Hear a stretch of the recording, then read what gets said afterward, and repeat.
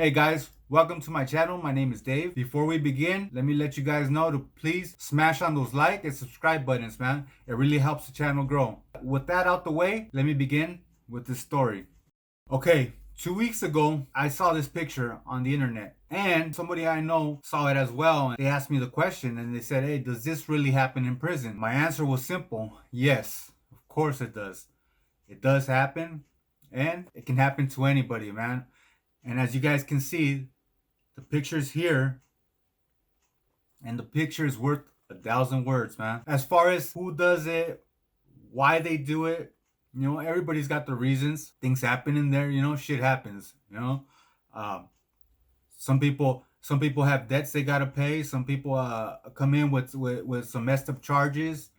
Um, as far as what I've seen, the blacks are usually the people who get down with that type of stuff.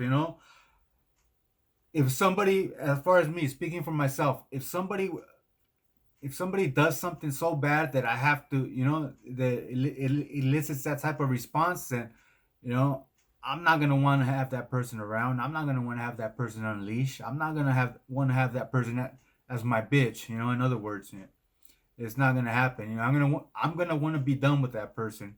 So I mean, just read between the lines on that.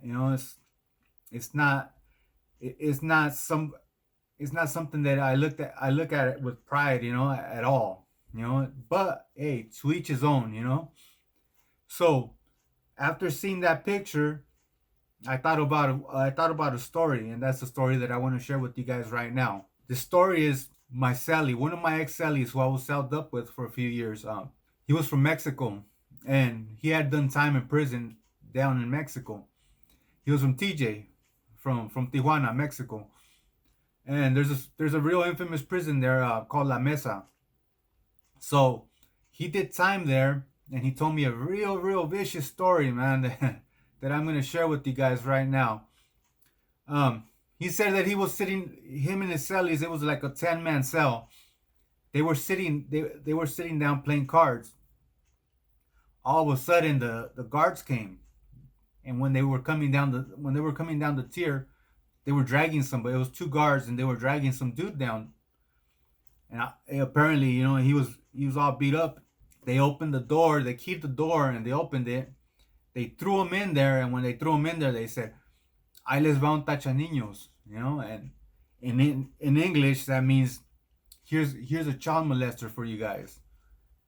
So man, as soon as the guards walked away, he said that all the dudes in the cell were on him. They tore this dude apart. Um, but they were smart, because they didn't beat him up to where he was gonna have any broken limbs, or where he was gonna be out of commission. They touched him up, but when after they were done, they stripped the guy naked, and they had him under the bunk. They tied him up, and they slid his ass under the bunk. And he said that as the days went by, when they would pull him out, and they would beat him up, and as they're beating him up, they used to tell him, "Oh, you want to touch kids, huh? You want to be touching kids?" So they would tie him up, bring him back out, beat his ass, slide him back under. Anyways, after a while, some of the guys started raping him. So they were just tormenting him, man. It was torture. And then they ended up getting a hold of his family. They started extorting his family. So his family started sending money. They would say, "Hey, if you want your son alive, you need to send us some money." And sure enough, the family was sending money. After a while, though, they had him clean the whole cell. They had him doing all the laundry. Washing socks, underwears, washing everything. Not only was he washing all the clothes, he was washing the whole cell, cleaning the whole cell.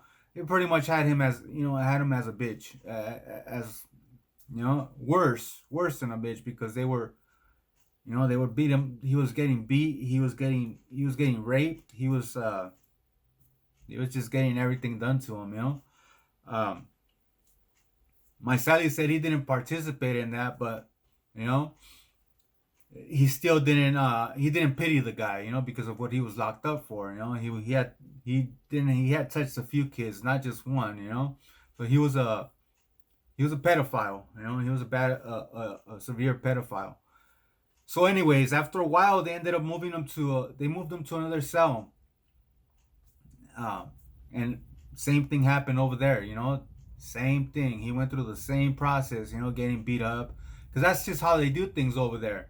Wherever you go, the guards they got your files, so they let, if you have those type of charges as a rapist or a child molester, or if you're a snitch, whatever, the cops let everybody know that, you know, and so your business is all out there. So wherever he went, it didn't matter, you know.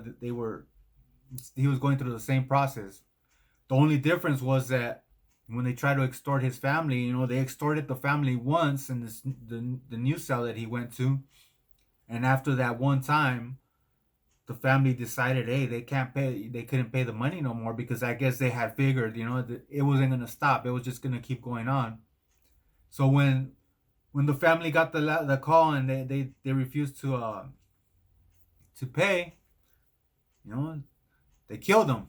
They killed the guy. You know, they killed the child molester. They ended up just killing him. They stabbed him, and that was it. He was done. He was gone. You know. But as far as like I said about the picture, you know, I have seen it happen myself. I've seen it happen in CDC in California. It does happen. It was by the blacks. You know, they were doing a guy like that. You know, and as far as me, you know, I'm not cool with it. To me, it's like it's a type of bullying. You know, that's how it is. You know, and I want to piggyback on something I said in the last video. You know, it's like I can't stress this on you guys enough. You know, especially if you guys are out there. If you guys are out there in that lifestyle, as far as gangs, drugs, you know, and all that scene. If you're young, if you're in your teenage years, you know in your mind, in the back of your head, you know that if you keep it up when you get older, you're gonna end up going to prison. You know, I knew that. You know, I knew that when I was doing my thing. You know, when I was running around with the gang and when I was running around with the drugs, I knew what I had coming. So I knew that I was gonna end up hitting the big house. I knew what type of people they're gonna be in there.